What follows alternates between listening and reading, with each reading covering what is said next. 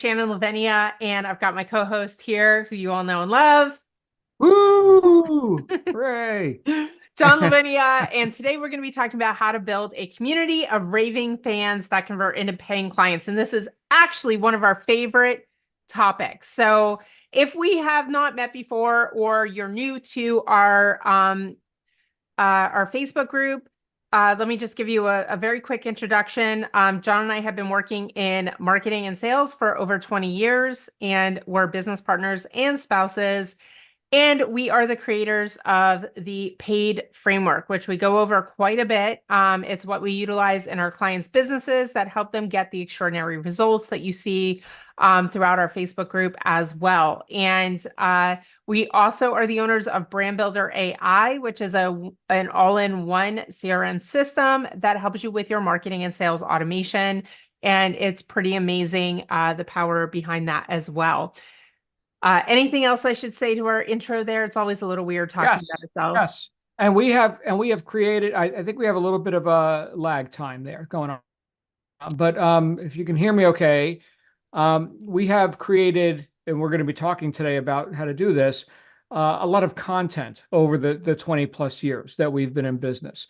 So that all accrues. So as we get into the little, talk we're going to have here today, I want you to think about when the best time to start doing this is. And of course, it's 20 years ago, right? The second best time would be right now. So if you're not doing the stuff that Shannon and I are going to be presenting to you here today, find something you can do. You don't have to do everything, but find something that you can do to break the inertia and to start creating some momentum and some raving fan opportunities for yourself in the marketplace. So that's what I want to say, Shannon.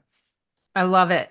Okay, so let's dig right into building a community of raving fans and creating content that converts into paying customers or paying clients. So the very first thing, obviously, if you look at that title, is you have to know who your ideal client is. And we talk quite a bit about this because if you do not know exactly who you're communicating to, then no matter how much content you put out there, it's not going to actually hit the ears of the right person. And that right person is the buyer, the buyer persona, the person who is going to be the most ideal for you to get a result, to find value in your products and services, and who's going to want to buy, right? So the very first step is getting crystal clear on who that person is. Now, in our coaching program, we take our students through a couple of exercises that help them really narrow it down.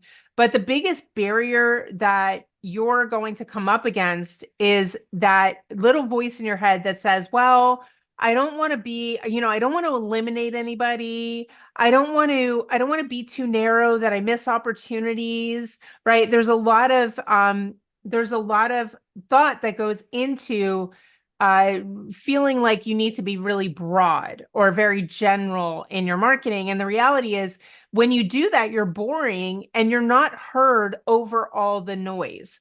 So you have to just face it that today we live in a constant contacting type of society. So it used to be when John and I started, 20 years ago, Facebook didn't even exist when we started marketing.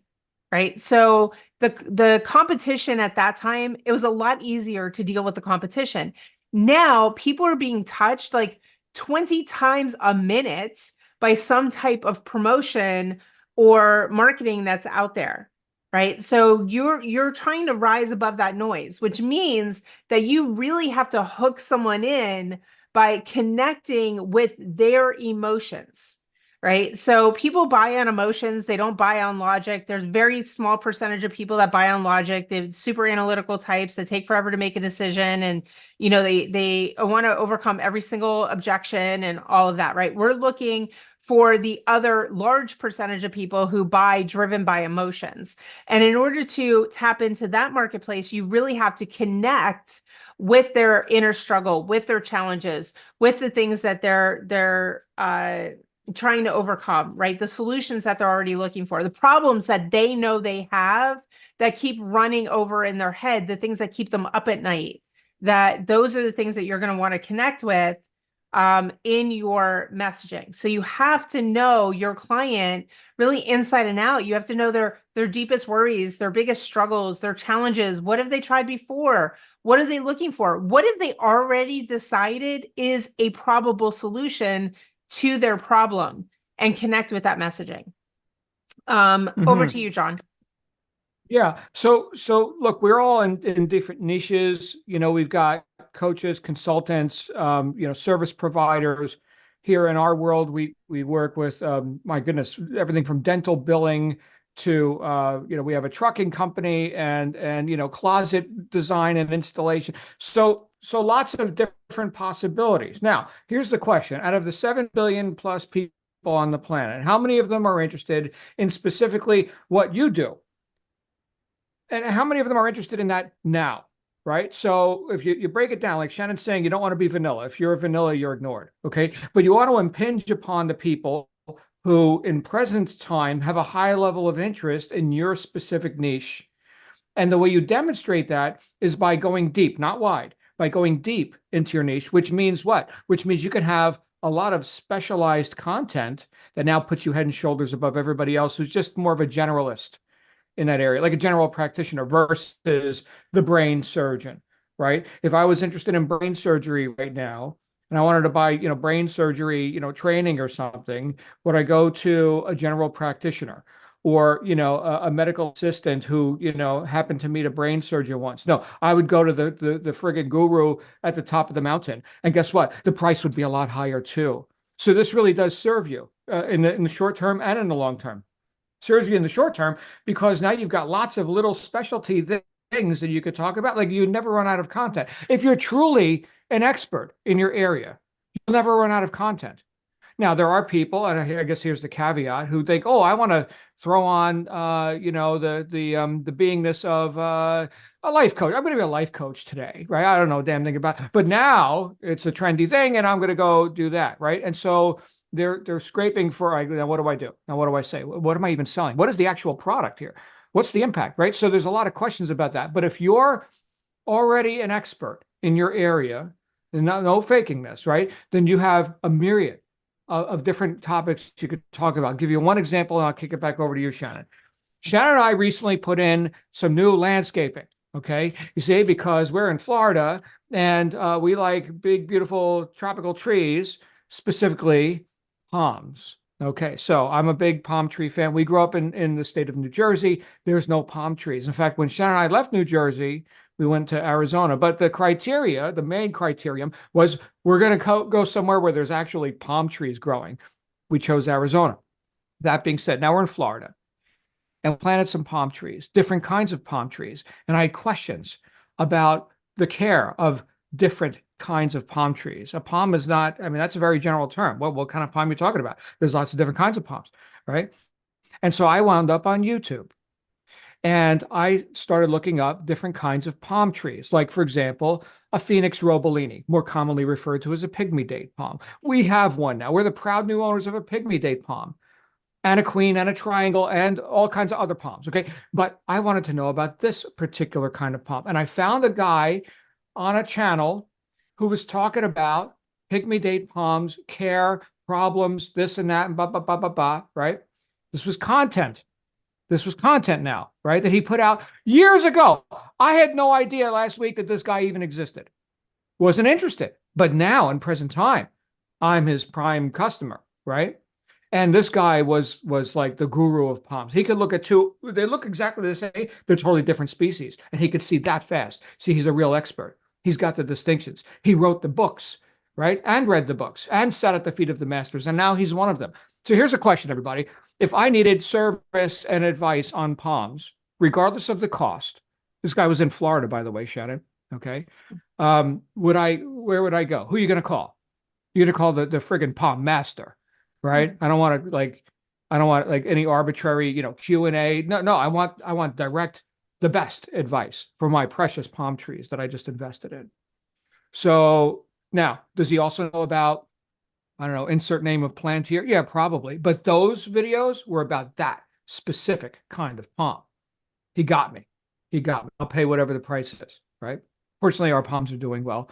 But anyway, back to you, Shannon. That's just one example. I hope people can relate to that. I'm not in the palm tree business, but man, that guy is, and I know it.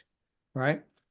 That's right. And the reality is that if you know your audience and you know the struggles that they're having, you're going to produce content around it, right? So that guy knew that if you were going to plant those types of palms, you might have these challenges, and those challenges needed solutions, and he could show up as the expert, right? So you already know what challenges people are seeking information for. So, which brings us to the second point is you have to know what these people are looking for online so you can show up as an expert in front of them.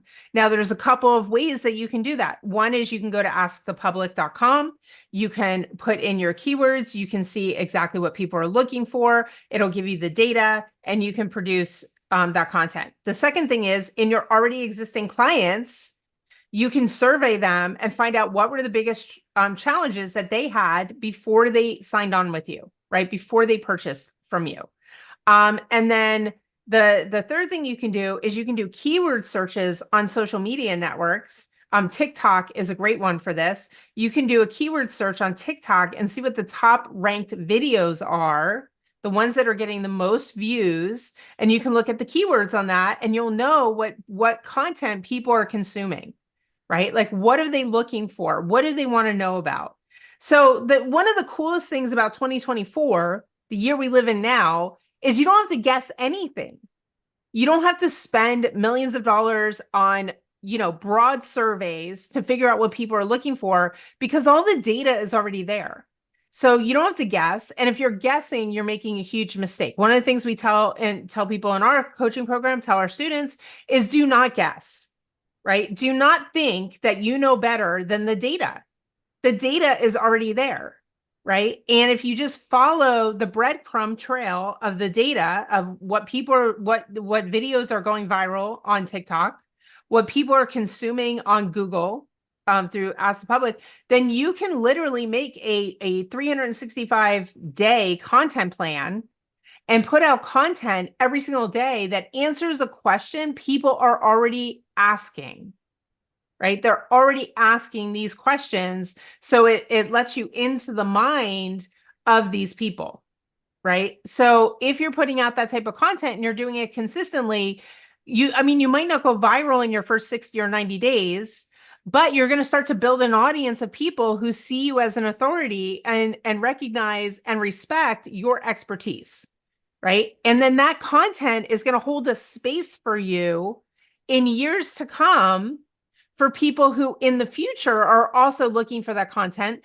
Like this guy made this video years ago that John stumbled upon, right? Years ago. So this type of content, you're literally building into your future. It's not one and done, right? It's not like you're putting a sign out on a telephone pole, which is something we used to actually do, go out at night and run around putting signs on telephone poles that's going to be taken down and go away, and it's never going to be there again, right? This is content that you get to put out that's going to continue to grow through the lifetime of your business. What else, John? Beautiful. And so, like I said before, it accrues, right? So the example I gave you of the palm doctor guy, right? He made a series of videos years ago that are still alive and well and will still attract customers like me. So you want to start building and accruing that asset, right? Mm-hmm. Now, Shannon mentioned a couple different platforms, or I mentioned YouTube, right? Shannon mentioned TikTok. They're very different types of, well, not, they're both video media, but one's like short form and one we could consider long form, right? I'm more of a long form guy. I'm in my 50s. I want the details, right? I don't need to see the palm guy dance, all right? But regardless of the platform, you want to think with this, right? Every piece of content you put out should have a purpose. So if we're going specifically into this topic today, or that topic, regardless of what the topic is, the purpose should be to establish trust and credibility with your viewer. Mm-hmm. The palm guy I mentioned, right? Do I trust him? Oh yeah, he had specific knowledge, and he was 100% certainty. His posture was like, this is exactly the truth, right? And so also there's credibility, with that, right? He's not trying to be all things to all people. He is the expert at this, right?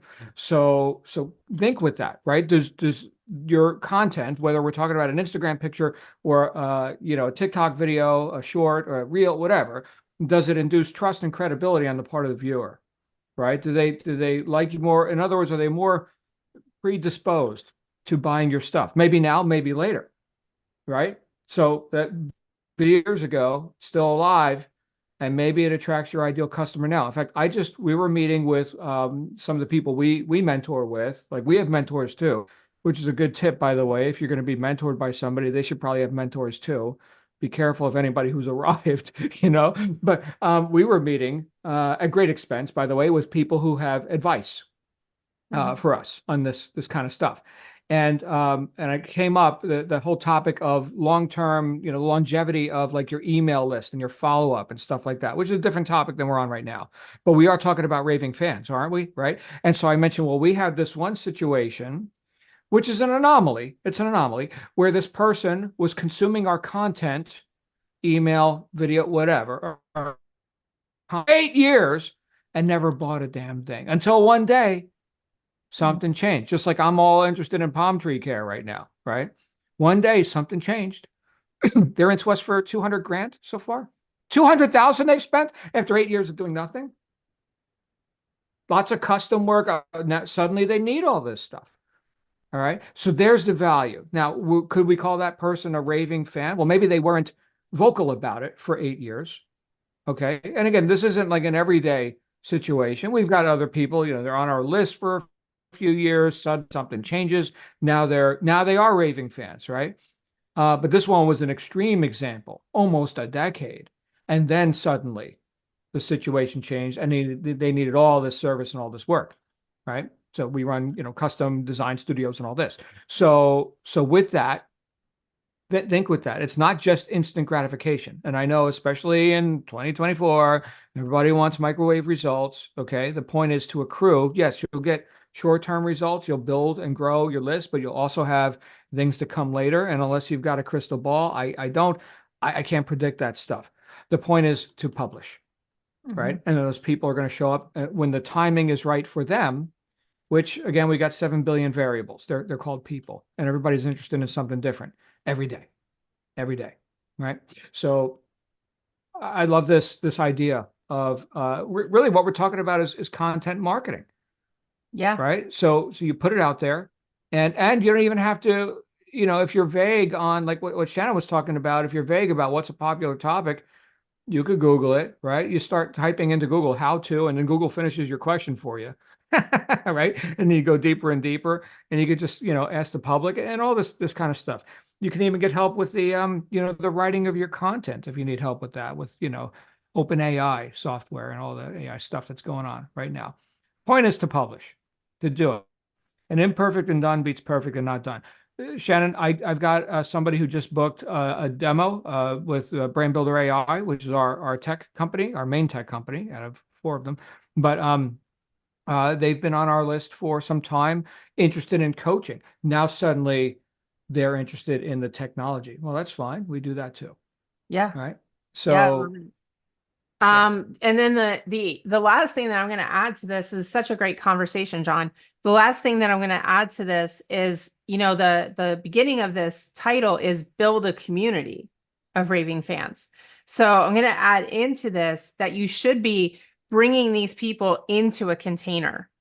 And the container that we utilize is Facebook groups, and we also utilize our communities inside of Brand Builder AI to develop communities inside of our own incubators, right? So we're bringing people in and providing additional value. And by having people in a community where you're serving them and you're giving them amazing content, it raises them up the scale of interest very quickly. So where it might take longer, maybe 60 or 90 days for that person to convert, now you're bringing them into an incubator, right? And the incubator makes things grow faster, right? Like you're helping it to grow into an incubator that can shorten that time from lead to sale substantially, right? So instead of it being 60, 90 days, it might be 30 to 60 days. And because you're showing them your expertise and you're proving to them that you have the solution to their problem, right? And notice I said not a solution to their problem, you have the solution to their problem. And when you show them that you have the solution to their problem, which is a very powerful distinction, then their resistance to purchasing goes down and down and down and down and down till they become a buyer, right? Because they need it. They have to have it. You want them to need it like they need air, right? And you have to really impinge the pain of the problem, address the pain of the problem, and give them a vision for life with your solution that no longer has that problem. And you can do that in a container, in an incubator like a Facebook group. You can do that in a container like a community within Brand Builder AI. So it's really important that you're driving people into a container where you can serve and deliver to them, without all the noise external to what you have to offer, and make it the go-to place for resources. Mm-hmm. Beautiful. Yeah. Mhm. So part of that, and Shannon mentioned, and we both mentioned several times, the technology we use.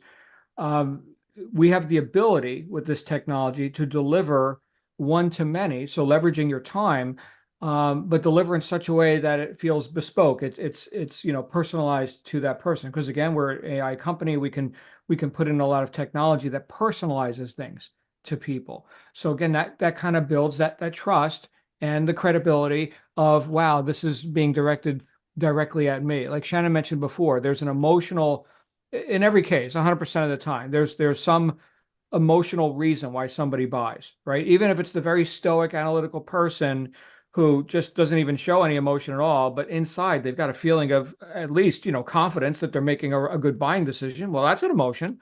Sure it is, right? So we always want to go towards elevating or augmenting someone's enthusiasm, even if it's not bubbly and doesn't show on the outside, but elevating their level of enthusiasm so they're happy to exchange with you, right?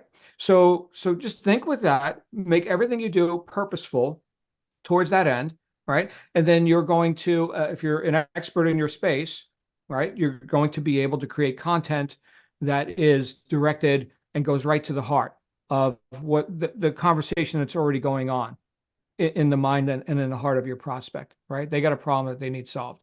And if it isn't today that they got that problem, maybe tomorrow they're going to have that problem, but you've already made the content for it. You're already the expert, right? So I think with that, Shannon, we'll probably wrap up. That's right. So can you work with us? How can you get more information? You can definitely book a strategy session. Go to ceofreedom.com/free strat. And we'll be happy to get on the phone with you, see if you're at the point where you're ready for our programs, and we can empower you in the ways that we provide lead and sales automation. And we'd be excited to chat with you. So definitely thanks for being here. Leave a comment below because we want to hear from you. We want to know how you're going to actually deploy this information and apply this training and the results that you're going to get with it. So have a great day, everybody.